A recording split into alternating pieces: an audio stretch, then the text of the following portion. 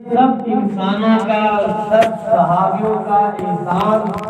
کا بدلہ دے دیا، لیکن ابو بکر صدیق کے احسان کے بدلے میں دنیا میں نہیں دے سکتا۔ اللہ نے بڑی اونچی شان بنائی اور حضور کے اتنے قریب تھے کہ جس وقت سورۃ النصر قرآن کریم کی 30ویں پارے کی ایک سورت ہے، اذا جاء نصر اللہ والفتح، جب یہ سورت نازل ہوئی کہ اسلام میں اب فوج کی فوج داخل ہوگی، اسلام کو ترقی ملے گی، اللہ کی نصرت آ رہی ہے، تو سارے صحابہ بڑے خوش اور جشن منا رہے تھے کہ ہم نے جو محنتیں کی تھی، ہماری محنتیں الحمدللہ کامیاب ہو گئی، اب اسلام پھیلے گا، پھولے گا، لوگ جوک در جوک اسلام میں داخل ہوں گے۔ تو سیدنا ابو بکر صدیق رضی اللہ تعالیٰ عنہ زاروں قطار رونے لگ گئے۔ صحابہ نے کہا کہ ابو بکر، آج تو خوشی کا دن ہے کہ مسلمان ہمارے اسلام کو اللہ نصرت عطا فرما رہے ہیں، اسلام کو ترقی دے رہے ہیں اور آپ رو رہے ہیں۔ تو سیدنا ابو بکر صدیق رضی اللہ تعالیٰ عنہ نے فرمایا کہ اس سورت کا مطلب یہ ہے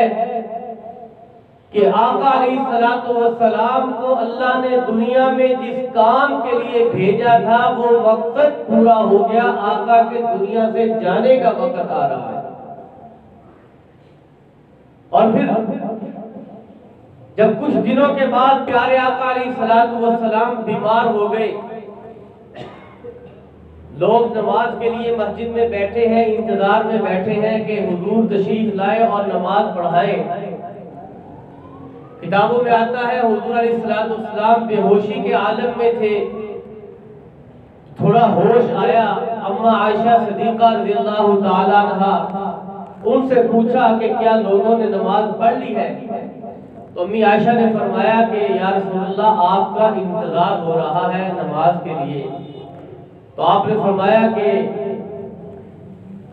ابو بکر صدیق رضی اللہ تعالی عنہ کو حکم دو وہ آئیں اور میرے مصلی پر کھڑے ہو کر نماز پڑھائیں۔ امی عائشہ صدیقہ رضی اللہ تعالیٰ عنہ فرماتی ہیں کہ یا رسول اللہ وہ تو بڑے نرم دل ہیں، وہ تو جب سے سورۃ النصر نازل ہوئی اس وقت سے روتے جا رہے ہیں، وہ آپ کے مصلی پر کھڑے نہیں ہو سکیں گے، آپ کسی اور کو حکم دے دیں۔ لیکن حضور نے فرمایا کہ عائشہ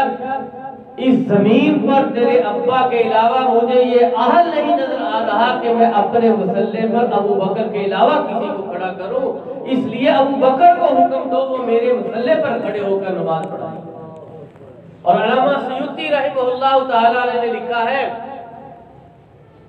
ویسے تو حضور علیہ السلام کی زندگی میں حضرت ابو بکر صدیق نے 17 نمازیں پڑھائی ہیں۔ علامہ سیوطی رحمہ اللہ تعالیٰ نے لکھتے ہیں کہ ایک مرتبہ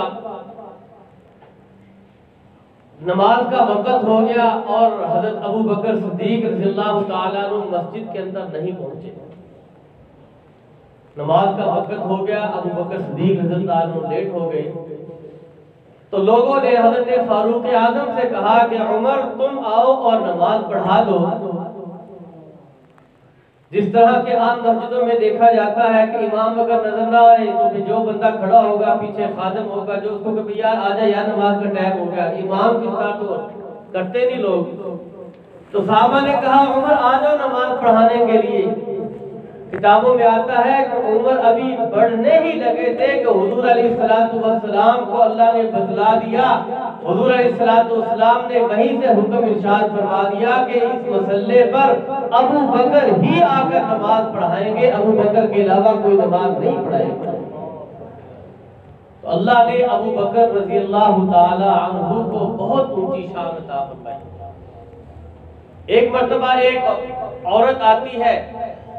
آ کر حضور علیہ السلام سے مسئلہ دریافت کیا، پوچھا یا رسول اللہ اگر میں آؤں